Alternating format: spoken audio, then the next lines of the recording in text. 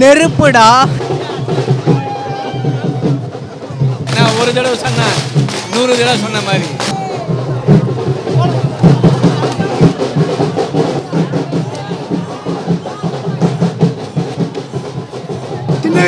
சின்ன வயசுலேருந்தே ரஜினி ஃபேன்.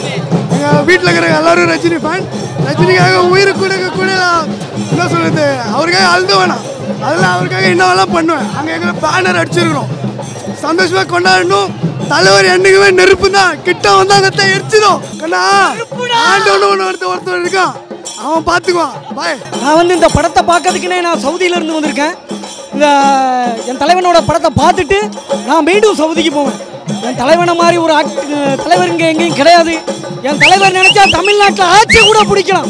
தமிழ்நாட்டில் கர்நாடகத்துக்கும் இந்த இலங்கை மீனவர்களுக்காண்டி என் தலைவர் நினைச்சா எதனாலும் செய்யலாம்.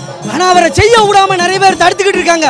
தலைவா, நீ தயங்காது, உனக்காக உயிரை கொடுக்க இங்க எண்ணற்ற கோடிக்கணக்கான ரசிகர்கள் இருக்கிறார்கள்.